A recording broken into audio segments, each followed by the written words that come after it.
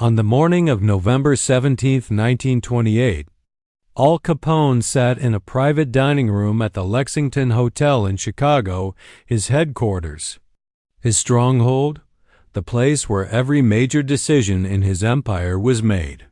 But today's meeting wasn't just unusual, it was something no one thought could happen.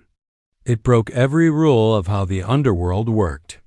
And for decades, it remained buried in silence because if it had come to light, it would have shattered the racial boundaries both the legal world and the criminal world quietly agreed to uphold. Capone was 29, at the very peak of his influence. He ran bootlegging routes pulling in more than $100 million a year. He just survived the bloodiest year of Prohibition-era violence, eliminating most of his top rivals in a brutal wave that made him the most feared and most hunted gangster in the country. But this new threat he faced, it couldn't be solved with bullets. And that's what brought him here, waiting for someone no one ever thought he'd meet with. When Capone first heard the idea, he laughed. "You want me to cut a deal with a colored gangster? Are you out of your mind?" It sounded crazy. But now, he was here, waiting. The man on his way to meet Capone was 23-year-old Ellsworth Raymond Bumpy Johnson, a Harlem numbers man. He wasn't acting on his own. He'd been sent by Stephanie St. Clair, the iconic Madame Queen who ran Harlem's policy game. St. Clair was under pressure. The Italian mob wanted Harlem, and she needed help holding the line. Bumpy had arrived in Chicago 3 days earlier with a proposal that could have gotten him killed on sight. Harlem's black gangsters wanted to negotiate.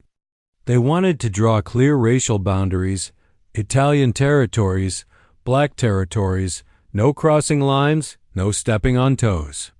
Less violence, more profit. And they were willing to pay for peace. But in 1928, that idea was unthinkable. White mobsters owned everything. Black crews were tolerated only when they stayed in the shadows, scraping by with whatever was left. This meeting wasn't just unusual, it was revolutionary. And over the next 3 hours, it would lay the foundation for a secret deal that would quietly shape American organized crime for the next 4 decades. It would work so well, be so profitable, that both sides would keep it hidden even from their own men. And it would prove something few people understood about Capone, that his true power wasn't just violence. It was knowing when cooperation paid more than conflict, even if it meant breaking the deepest rules of a divided America. If you're ready to hear what happened next, click here. But be warned, this story reveals a hidden layer of history, one that challenges the way we've been told the story of the Mafia and the story of race during Prohibition. This is how Bumpy Johnson came to Chicago as Harlem's chosen messenger. How Capone realized that a fight over Harlem would cost more than cutting a deal. How 2 men from opposite worlds forged an understanding, one that gave black gangsters control of their own turf, so long as they paid tribute and respected boundaries. How that quiet alliance brought stability, profit, and peace. It couldn't be made public. It would have enraged white America, which insisted on segregation. It would have stirred anger in black communities too, many of whom didn't want to hear that Harlem's crime world might owe anything to white gangsters. But it happened. And it worked. And now, with both men long gone, the truth can finally be told. Back then, the Lexington Hotel on South Michigan Avenue was Capone's kingdom. Everyone working there? On his payroll. Every hallway could become an escape route. Every visitor was watched. And in 1928, after surviving multiple assassination attempts, Capone had doubled his security. Bombings, drive-bys. Chicago had become a battlefield. And Capone knew it. So when Bumpy Johnson walked into that hotel at 9:47 a.m. on November 17, 1928, he was taking a risk few would have dared. He was a black man walking into a white gangster stronghold in a city where most businesses didn't even serve black customers. In a time when showing up to Capone's doorstep uninvited was a death sentence. But Bumpy wasn't uninvited, he'd been expected. Capone's men had arranged it. He'd been told he could speak, and that no matter the outcome, he'd leave alive. Two of Capone's bodyguards met him in the lobby, big, silent, watchful. They didn't say a word, just sized him up. They'd already searched him twice, once at Union Station 3 days earlier and again at the hotel entrance. He had no weapons, just a clean, expensive suit. He looked like a man who knew the risk and still believed the reward was worth it. They led him upstairs to the 4th floor. The private dining room was lavish. Mahogany tables, crystal chandeliers. Italian food and wine set out Capone's trademark show of wealth and hospitality. Capone was seated at the head of the table, dressed sharp, like always, one of his tailored suits that cost more than most men made in a year. Flanking him were 2 of his closest advisors. One of them, Jake Greasy Thumb Jusic, was more than a money man. He managed the mob's relationships with politicians, with police. He kept the wheels greased.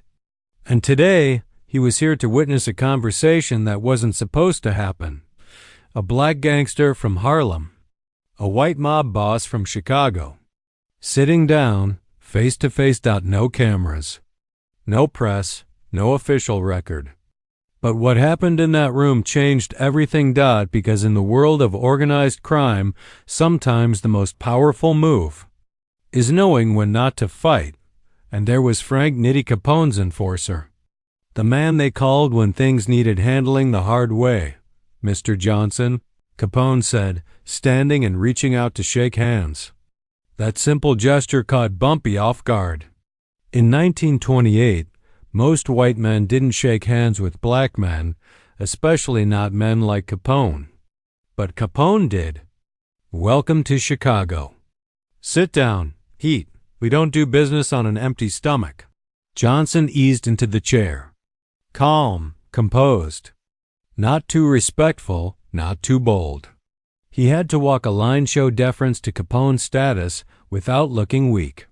He had to prove that Harlem's crew was serious, real players, not small-time criminals to be ignored or swept aside. Mr. Capone, Johnson began, his voice steady. He knew the next few minutes would decide everything, whether he walked out of this room or didn't. Thank you for agreeing to this meeting. Madame St. Clair sends her regards. She asked me to present a proposition she believes will benefit both of our organizations. Capone poured some wine and offered Johnson a glass. He smiled, but it wasn't a warm smile. It was the kind of smile a businessman gives when he's weighing the odds. I'm listening, Capone said. But I'll be honest, when I first heard Harlem wanted to send someone out here to negotiate, I thought it was a joke. Do you understand what you're asking? You're asking me, Al Capone, who runs Chicago, who's got ties with every major outfit from New York to Kansas City, to cut a deal with colored gangsters. You know how that looks? I do, Johnson replied, meeting Capone's eyes. He didn't blink. It looks like you're smart enough to see that cooperation is worth more than conflict. That trying to take Harlem is going to cost you more than it'll ever bring in. And it looks like you're the one boss in this country who's got the guts to do what makes sense for business, even if nobody expects it. The room went still. Guzik and Nitty looked at Johnson like they couldn't believe what they were hearing. A young black gangster talking to Capone like that? Not backing down? This was the moment either Johnson had just earned Capone's respect or signed his own death sentence. Capone stared at him for a long moment. Then he laughed. A genuine laugh that cut through the tension like a knife. I like you, Capone said. You got guts, walking in here and saying that. All right, Mr. Johnson, tell me what Harlem's offering. And more important, tell me what I get out of it. Because, yeah, maybe a war over Harlem would be costly. But don't kid yourself, I could win. Johnson reached slowly into his jacket, careful, calm. He pulled out a folded document and placed it on the table. "This," he said, "is a breakdown of what Dutch Schultz and the other bosses are spending trying to push into Harlem's numbers game. About $50,000 a month on muscle, on bribes, on violence. And after 6 months of all that, what do they have to show for it? A few bodies, some headlines, but they still don't control anything that matters." Capone glanced at the paper, then passed it to Guzik, who began reading more closely. "Now imagine," Johnson continued. "Instead of fighting, you made a deal. Harlem's policy business pulls in about $20 million a year after expenses, payoffs, all of it. We're offering you 20%. That's $4 million clean. Every year. All you'd need to do is use your influence to keep Schultz and the others from trying to take what isn't theirs. 4 million, Johnson repeated, for telling your people to stand down. No war, no heat, no blood." Guzik looked up from the page. "He's right, Al. The math checks out. 4 million's more than most of our rackets pull, and we wouldn't have to lift a finger. But there's more," Johnson added. "This is the part that matters most." He leaned in slightly. "Madame St. Clair knows the score. We're not trying to challenge your position. We're not asking to be partners. But we are asking for autonomy, our own control over Harlem and over black neighborhoods in other cities. We'll pay your organization 20% of gross. That's revenue from places you're not earning anything from today. No cost. No risk. Just a stop sign keeping other bosses from starting fights where we're already operating." Capone leaned back thinking. 4 million from Harlem alone. More from other cities. 10, maybe 15 million a year in total. And all without adding to the heat or lifting a weapon. But the real cost? It wasn't in dollars. "You realize what you're asking," Capone said, voice low. "You're asking me to bring colored crews into the national network. You're asking me to go to every Italian boss in the country and tell them they have to respect deals with black operators, that they can't just take what they want. You're asking me to change the way the whole underworld works." "Yes," Johnson said, calm. "That's exactly what we're asking. And we're willing to pay for it." What happened next would turn this from just another meeting into legend. Capone stood, walked slowly to the window overlooking Michigan Avenue. Everyone waited. No one spoke. A minute passed. Then he turned back to face Johnson. "I accept your deal," Capone said. "But not for the reasons you think. I'm not saying yes just because the numbers work out, though they do," he added. "I'm saying yes because I've been thinking about this same idea for months. And the fact that you came here with it tells me something. It tells me the smartest men in Harlem are seeing the same future I am. And when two smart men reach the same conclusion from different sides, it usually means it's the right one." Johnson looked at Capone. Still unsure where this was going, Capone stepped forward. "I'll tell you what I've figured out," he said. "This prohibition thing, it's not going to last. Maybe 10 more years, maybe less. Sooner or later, they'll repeal the 18th Amendment. And when they do, bootlegging's done. Every crew in the country's going to lose its main source of income. We're all going to be scrambling." He looked Johnson dead in the eye, "and the ones who survive are the ones who built something bigger, something smarter." Capone returned to his seat, and the future of organized crime in America started to shift. "The future of this thing we do?" Capone said, looking around the table. "It's not in bootlegging. That'll end. The government's going to figure it out, repeal prohibition. But gambling? Narcotics? Labor rackets? That's what stays illegal. That's where the money is long term." He leaned in. "And you know what I've learned watching from a distance? The colored neighborhoods run the sharpest numbers operations anywhere. Harlem's policy game? It's ahead of what we're doing. Madame St. Clair and her people, They've built systems we could learn from. Capone looked straight at Johnson. So here's what I'm proposing. You still pay the 20%. You still get your autonomy. But in return, I want something more valuable than money. I want you to teach our people how you run the numbers. I want your best operators here, showing us how your systems work. He paused. Because 5 years from now, maybe 10, gambling's going to be the biggest game in town. And the ones with the best setup? They'll control the whole thing. Johnson didn't answer right away. He hadn't expected this. He came to secure Harlem's peace and independence, not to hear. Capone offers something that sounded dangerously close to partnership, knowledge sharing, mutual strategy. That wasn't just business. That was structure, but Capone wasn't done. Now here's the part you really didn't expect, he said, glancing toward Guzik and Nitti. You thought I might say yes to Harlem, but you didn't know I've been talking to other colored crews in Detroit, in St. Louis, and Baltimore. They've been reaching out too, saying the same things you're saying, asking for territory recognition, offering tribute. Capone leaned back, and I've been thinking this is the smarter way.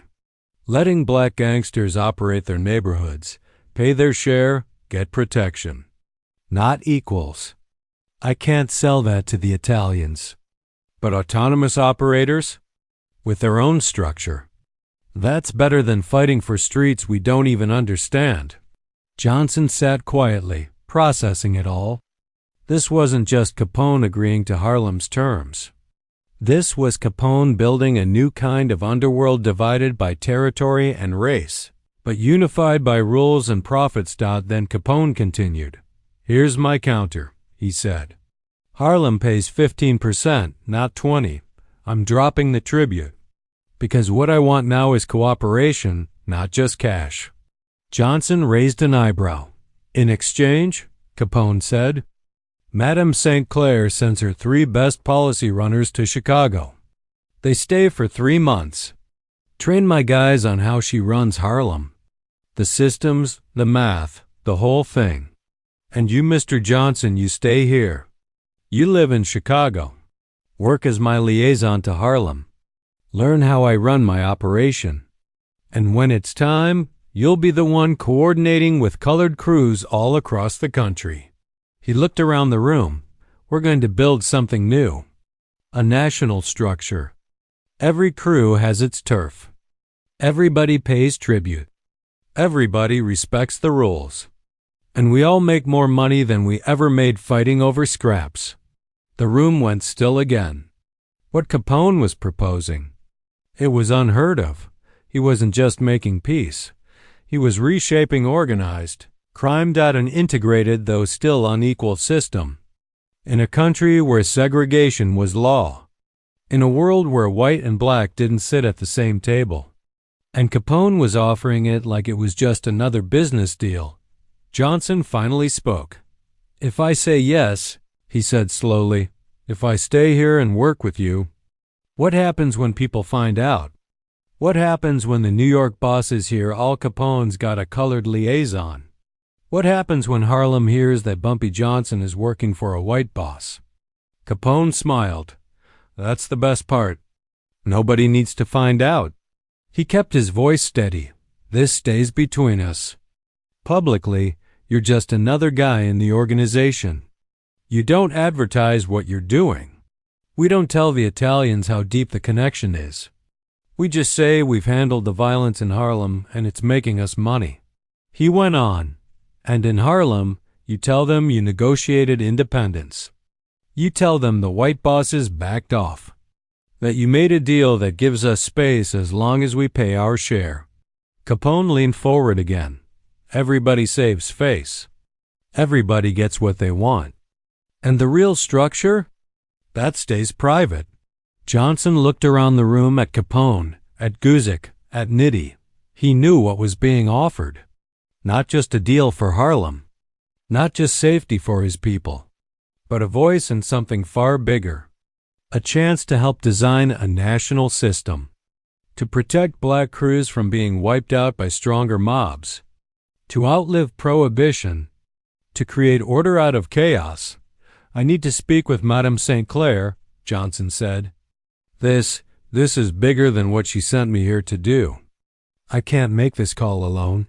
Capone nodded. Of course, he said. Use the phone. Take the time. But Mr. Johnson, you tell Madame St. Clair one thing from me. He looked serious now. Tell her that Al Capone isn't just offering protection. He's offering partnership.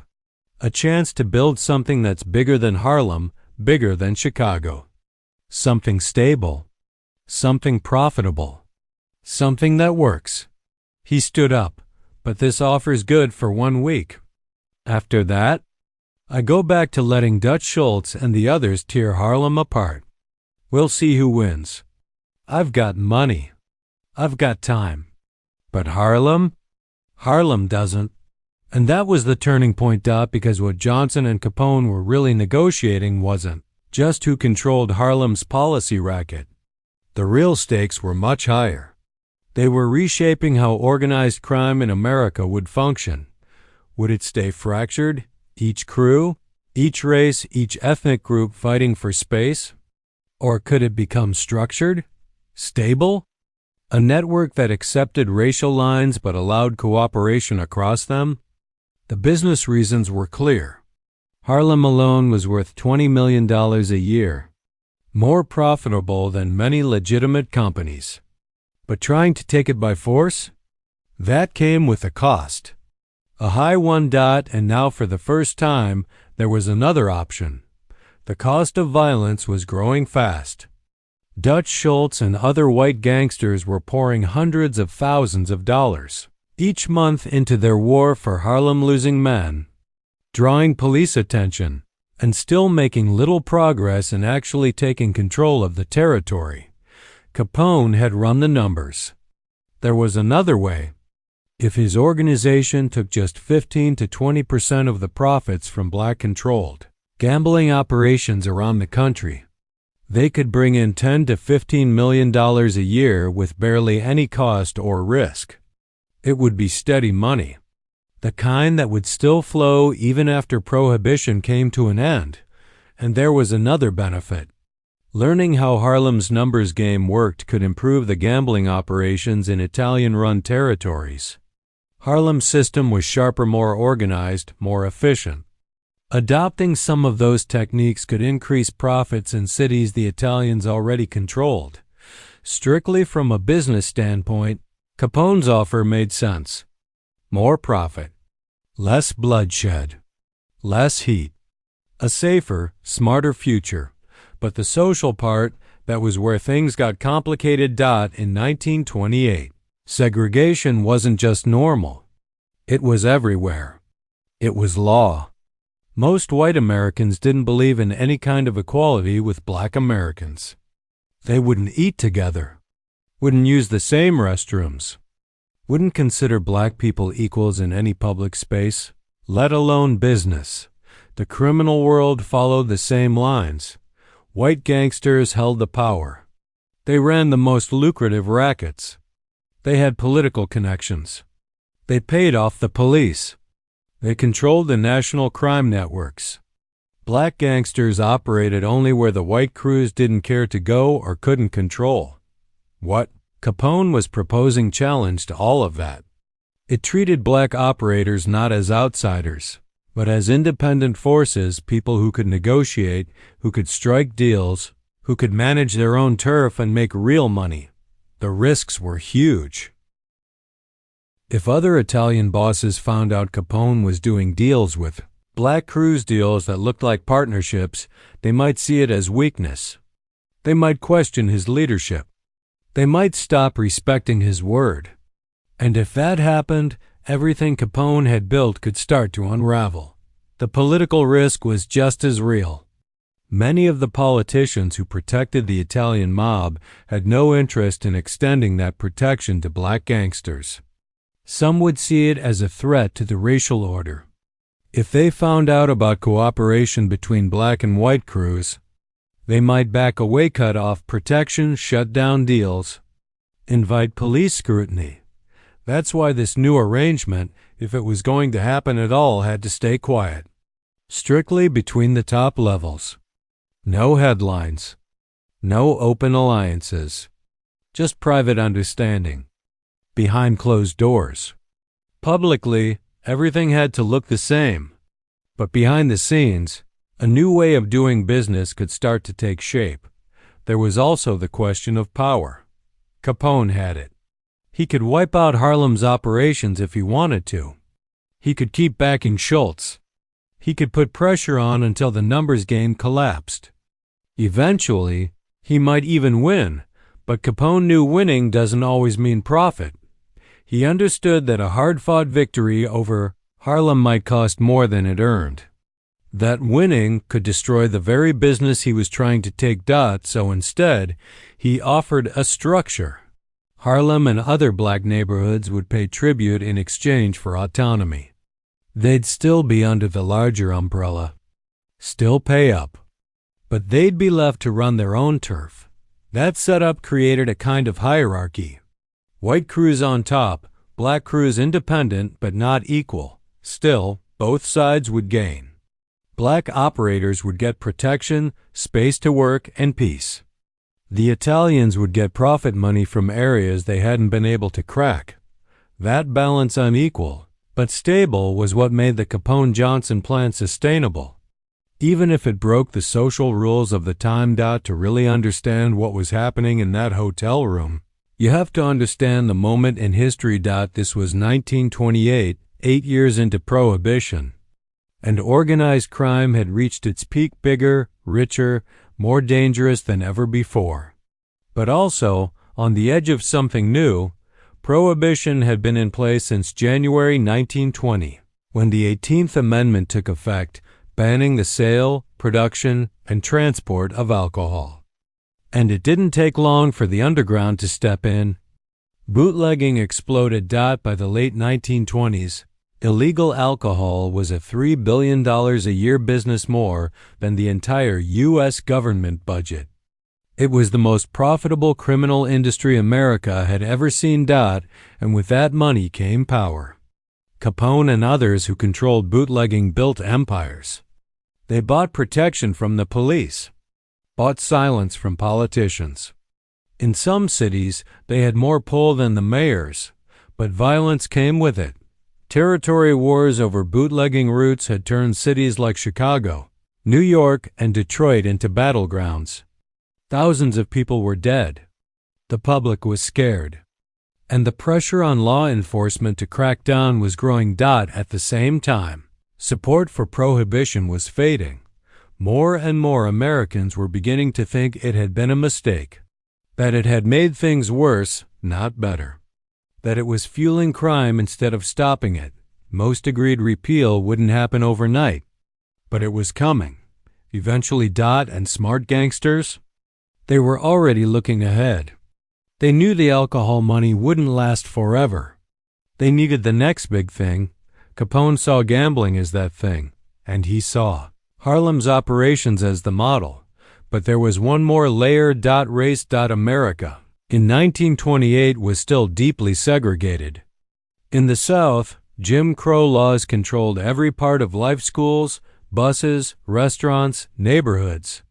In the North, the lines weren't written into law, but they were still there in housing, in hiring, in daily life. Black workers got the lowest paying jobs. Black neighborhoods were boxed in. And most white people still believed in keeping races separate. And yet, Harlem was rising. The Harlem Renaissance was in full swing: jazz, poetry, art, ideas. A cultural moment that white America was watching, even as it tried to keep its distance. That's the world this deal was born into, a deal that quietly broke the rules of its time, a deal that started not with a handshake, but with a conversation in a private room over a shared understanding of money, power, and what came next. Black organized crime was active in major cities, operating in black neighborhoods. These groups ran gambling rackets, especially the numbers game, along with speakeasies and brothels. But despite their presence, they were often overlooked or treated as subordinate by white organized crime, which controlled the most profitable rackets and political connections. That's what made the idea of partnership between white and black gangsters so revolutionary. It challenged the assumed racial order. It suggested that in some ways, organized crime might be ahead of the rest of society in recognizing that cooperation across racial lines could lead to bigger profits. The state of organized crime in 1928 reflected that division. American criminal enterprises were still fragmented, more regional, more ethnic. Italian gangs held certain territories, Irish gangs others. Jewish, Polish, and other ethnic groups had their own operations, but there was no unified structure tying them all together. Without national coordination, violence was the norm. Crews fought over turf constantly, cutting into profits and drawing heat from law enforcement. Bootleggers undercut one another, flooding some markets and leaving others dry.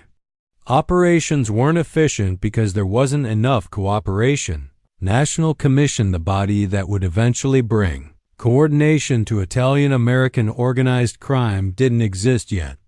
It wouldn't form until 1931, after Lucky Luciano took down the old-school Mustache Petes who resisted modernization and cooperation with other ethnic groups. That meant Capone's plan building structured cooperation with black crime syndicates was actually ahead of its time. It was the kind of territorial organization the Commission would later create among Italian gangs. But Capone was extending it across racial lines, something the Commission never officially allowed. After Bumpy Johnson called Stephanie St. Clair from the Lexington Hotel and explained Capone's offer. She considered it carefully. Then she gave Johnson the authority to move forward on Harlem's behalf. That's when the real work began. Over the next several days, Capone, Johnson, Guzik, and Nitti worked together to map out the structure of the deal. Territory. Black crews would have exclusive control over rackets in black neighborhoods across the country, gambling, prostitution, and other operations. White crews would stay out. They would respect these territories and not try to move in on established black operations. Tribute. In return, black operators would pay 15% of gross profits from gambling and numbers operations. The money would go to Capone's organization and later, once the commission was established, to the appropriate Italian family in each city. Payments would be made quarterly, and the understanding was clear failed to pay, and protection would be withdrawn. White crews would then be allowed to compete freely in those territories. Protection. In exchange for the tribute, Capone's organization would ensure that other white crews didn't attack or interfere with black operations. They'd use their political ties to reduce police pressure, tip off operators about potential raids, and protect against threats from rival crews or law enforcement. Knowledge sharing. As Capone had asked, there would be cooperation. Harlem's best numbers runners would train Italian gangsters in their systems, how the betting slips worked, how pickups were managed, how payouts were calculated, how everything was tracked. Both sides would also share intelligence on police activities, corrupt officials, and expansion opportunities. Dispute resolution. There would be a system for resolving disputes before they turned violent. Bumpy Johnson, operating out of Chicago, would act as liaison and mediator. He'd coordinate between Capone's operation and black crews in other cities, stepping in to diffuse conflicts early. Secrecy. The entire agreement would be kept quiet. Only top leadership on both sides would know the full details. Most members would only be told what they needed to know to follow the rules. This would preserve the appearance of racial separation while allowing real cooperation behind the scenes. It was an advanced structure, more detailed and organized than many legitimate business deals at the time. And it showed Capone's intention wasn't just to collect tribute. He wanted a lasting, functional system. Still, the plan faced major challenges. Convincing white gangsters. Capone had to persuade other Italian bosses in New York, Detroit, and beyond that, this setup was worth it. That respecting black territories and taking a cut was more profitable than trying to seize everything by force. His reputation helped. In 1928, Capone was the most successful gangster in America. His word carried weight, and his argument was clear: violence costs money. Peace makes money. Convincing black gangsters. Bumpy Johnson and Stephanie St. Clair also had work to do.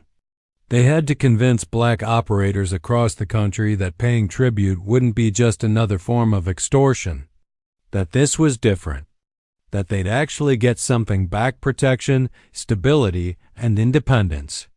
They had to show results: fewer raids, fewer turf wars, real enforcement of the deal. Only then would others follow. Maintaining secrecy. This arrangement couldn't become public. If it did, it could spark outrage from white society that would see interracial cooperation among criminals as a threat, and from rival crews who might feel excluded. But the deal also had to be known well enough that people obeyed the rules. That required careful control of information. Leaders understood the full structure. Mid-level players knew there were agreements, and street-level operators were told which territories were off-limits without being told why, preventing defections. Both sides had to make sure their own people didn't break the rules. No white crews muscling into black neighborhoods.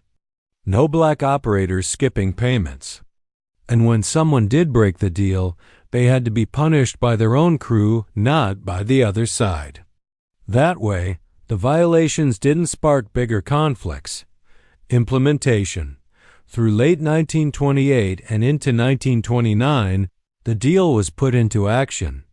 Bumpy Johnson stayed in Chicago for over a year. He lived in a safe house provided by Capone's men. He met regularly with Capone and his advisors. He coordinated with black operators in New York, Baltimore, Detroit, St. Louis, and other cities, helping to expand the network and enforce the agreements. Stephanie St. Clair sent 3 of her top numbers experts to Chicago. Their job? Train Capone's crew in Harlem's advanced methods, how the bets were recorded, how runners picked them up, how payouts were calculated, how every dollar was accounted for. It was a system refined over years of work, and now it was being shared. What they were building wasn't just peace. It was a business model, quiet, profitable, and far ahead of its time. The tribute. Payments began in early 1929. Harlem's operations delivered their first quarterly tribute, around $750,000 in cash, representing 15% of roughly $5 million in gross gambling profits.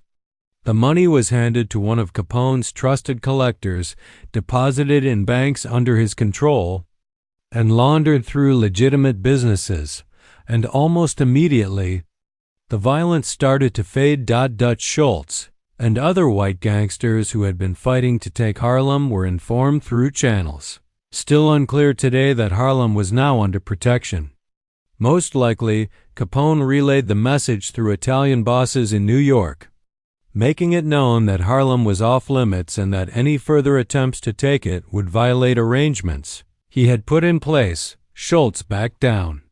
He realized that challenging Capone over protected territory wasn't worth the fight, and the system started to grow. Black gangsters in other cities learned about the Harlem arrangement. They reached out to Bumpy Johnson, looking to set up similar deals for their neighborhoods. Slowly, a broader network of protected black-run gambling operations was built across major American cities. By mid-1929, the Capone-Johnson agreement was running smoothly. It was generating millions in tribute for Capone's organization. It was giving black crime figures more security and control than they'd ever had. And it proved something no one expected during an era of deep segregation. Racial cooperation in organized crime could work, but what neither man anticipated were the long-term consequences. Consequence 1. The Commission adopted the model. In 1931, when Lucky Luciano and Meyer Lansky formed the Commission to organize Italian-American crime families on a national level, they took direct inspiration from what Capone and Johnson had already built. The Commission adopted territorial exclusivity. Each crime family would control its own area, free from outside interference. This reduced internal conflict and created more stability. They also adopted tribute and sharing systems, where families paid percentages for protection or partnerships. These financial ties encouraged peace and cooperation, making wars less profitable. And most importantly, they added conflict resolution mechanisms. The Commission would settle disputes before they turned into bloodshed. What Capone and Johnson had created informally was now formalized and applied across the entire Italian-American underworld. What began as a structure for managing white-black criminal relations became the blueprint for how white criminal organizations would govern themselves. Consequence 2. Black organized crime gained stability. With protection from Capone's network, black crime syndicates could now grow. Without constant battles against white crews, they invested in their operations, improved their systems, and gained the ability to reinvest earnings into their communities. By the 1930s and 1940s, numbers rackets in Harlem, on Chicago's South Side, and in Detroit's black neighborhoods were generating tens of millions of dollars annually. And unlike before, much of that money stayed local. It wasn't being stripped by white crews through violence or extortion. Some black gangsters became truly wealthy. Madame St. Clair, Bumpy Johnson, and others used their wealth to support black-owned businesses, offer loans when white banks refused, and build economic infrastructure in places that had few other options due to discrimination. What started as a protection payment evolved into a system that allowed economic growth, especially in communities where legal opportunities were limited. Consequence 3. Bumpy Johnson became a national power broker. As the liaison between black and white criminal worlds, Bumpy Johnson became one of the most influential black gangsters in the country. He had Capone's full support and later backing from the Commission itself after Capone's imprisonment. This protection made Johnson untouchable. He could resolve disputes, settle disagreements, and keep the peace between both sides. His role was essential to maintaining the balance. He also became a mentor. He taught younger black gangsters how to operate under the system, how to respect the territorial lines, how to run a profitable, disciplined operation that wouldn't trigger retaliation or collapse under pressure. When Bumpy returned to Harlem in the 1930s, he didn't come back as a local boss. He came back as a national figure, respected, feared, and connected. He ruled Harlem's underworld for decades until his death in 1968. And the foundation of that power? It started with the handshake he made with Al Capone in 1928. Consequence 4. The secret was kept. Perhaps most remarkably, the Capone-Johnson deal remained hidden for decades. Neither man ever spoke of it publicly. Capone never bragged about cutting deals with black gangsters. Johnson never took credit for negotiating the partnership. They both understood, revealing it could damage everything. When the Commission was eventually created, it absorbed the territorial agreements with black crime syndicates. The structure stayed, but the origin story didn't. No one discussed how it began. For years, historians focused mainly on Italian-American organized crime. They largely ignored black criminal operations and never realized that a formal though secret relationship between black and white gangs had existed since Prohibition. Only recently, As scholars began studying black organized crime more closely, reviewing financial records, interviewing the few remaining participants, did the scale of the arrangement become clear. What they found was a hidden chapter in American crime history. Al Capone's imprisonment didn't end the arrangement, it transformed it. In 1931, Capone was convicted of tax evasion and sent to prison. That could have ended everything.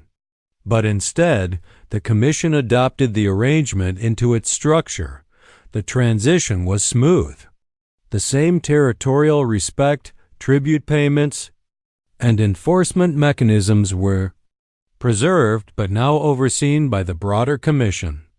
Instead of Capone alone, the deal that started with a risky meeting in a hotel room became part of the national framework of organized crime. Quiet, profitable, sustainable. And for decades, no one outside the inner circle knew it existed. When Al Capone was sent to federal prison in 1931, his longtime associate Frank Nitti took over the Chicago outfit. And with that transition, the arrangements Capone had made with black gangsters didn't end, they continued.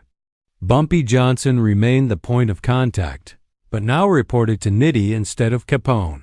That same year, the commission was established to organize Italian-American crime families nationwide, and the territorial arrangements with black operators were folded into that system.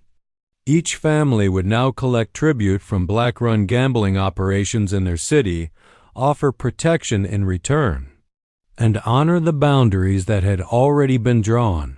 And what followed was surprising even to those involved. The arrangement lasted through the 1930s and 1940s.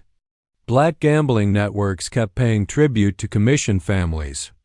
In return, they got real protection and continued to operate with a high degree of independence in their neighborhoods, even into the 1950s and 1960s, when the civil rights movement was pushing to end segregation across America.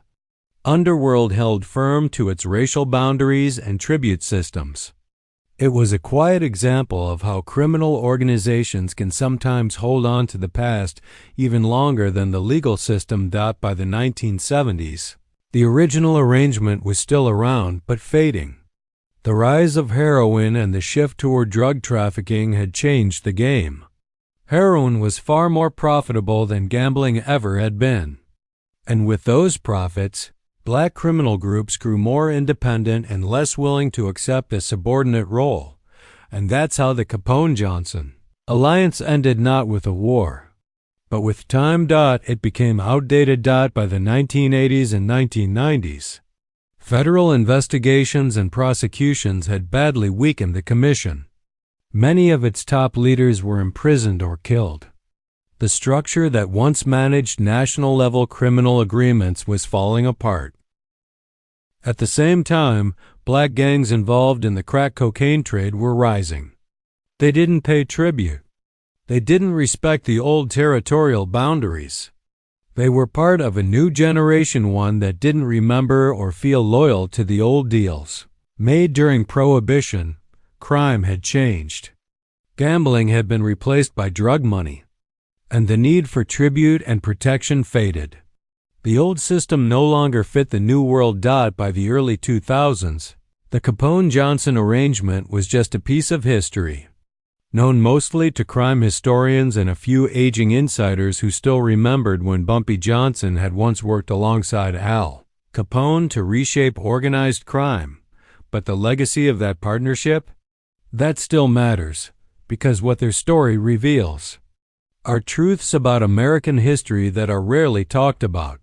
The first is about race and crime. The Capone-Johnson arrangement showed that criminal groups can be more flexible about race than legal society. When it made financial sense to cooperate across racial lines, Capone was willing.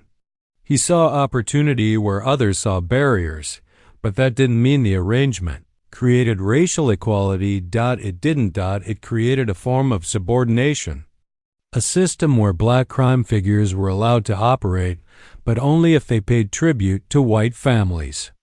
It was less violent than the alternatives. It was more profitable for both sides. But it still placed white gangsters at the top. That's a complicated legacy. On the one hand, the arrangement gave black gangsters real protection and space to build their operations, something they may not have achieved on their own. On the other hand, it also meant that money generated in black communities was partially funneled to white criminals. Power was shared, but not equally. The second truth is about secrecy. For decades, no one talked about this arrangement. Not Capone. Not Johnson. Both men had reasons to stay silent. White gangsters didn't want to be seen working with black criminals. And black gangsters didn't want to be seen paying tribute to white ones. So they kept the story hidden. They maintained the illusion that these organizations were separate. But behind the scenes, they were cooperating more than anyone knew. That hidden history is often more revealing than the official story. Because for a long time, organized crime history focused almost entirely on Italian-American families. It ignored black criminal networks. It missed the deals, the negotiations, the quiet coordination that had shaped the underworld for decades. Only recently, with new research and interviews, have the pieces come together. And the full picture is more complicated and more interesting than the simplified versions we're used to. The third truth is about Capone. This story shows a side of him that most people never see. Capone wasn't just a violent figure who made headlines for shootouts and tax evasion. He was a businessman, a strategist, someone who could see beyond prejudice when profit was involved. He didn't need to like someone to make a deal with them. There's no evidence Capone was progressive in a social sense. But he was practical. And that practicality led him to work with black gangsters in ways few white Americans would have even considered. In 1928, his legacy may be remembered for violence. But arguably, his most lasting achievement was the structure he helped build. A system that brought stability to organized crime. One that lasted long after he was gone. And finally, the fourth truth is about Bumpy Johnson. Bumpy isn't a household name, but he should be. He was one of the most important figures in American crime history. A strategist, a negotiator, a man who knew how to talk business in a room full of killers. It took courage to meet with Capone, but it also took intelligence to make the pitch work to present Harlem's case in a way Capone would respect. Bumpy was more than just a gangster. He became a bridge between two worlds. He learned how Capone's machine worked. He spent time in Chicago understanding the inner workings of the outfit. He became the voice of Harlem in rooms most black men were never allowed to enter. When he returned to Harlem, he ruled its underworld for decades. His authority rested not just on muscle, but on the relationships he'd built and the protection they gave him. He showed that success in organized crime wasn't just about force, it was about negotiation, structure, and knowing how to move between systems. If this story of Capone and Bumpy Johnson's secret alliance intrigued you, be sure to like and subscribe for more untold stories of organized crime. Share this with anyone curious about the real history of Prohibition, about how race and crime intersected, or about how the underworld operated differently than the stories Hollywood tells. And drop a comment below. Why do you think this arrangement stayed secret for so long? Does this story change how you see organized crime during Prohibition? What does it say about American society that criminals found ways to cooperate across race lines while the rest of society remained divided?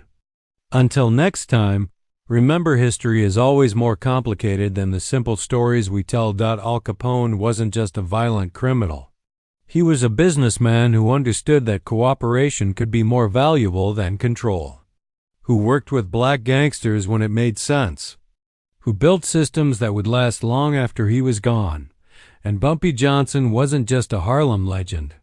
He was a negotiator, a connector, a leader who secured autonomy for black crime organizations across America, who made sure they had protection and structure in a world built to deny them both. Their secret alliance, forged in a Chicago hotel in 1928, reshaped American organized crime. It lasted for decades, and it proved one powerful truth. When there's money on the table, people will find ways to work together, even across the deepest divides.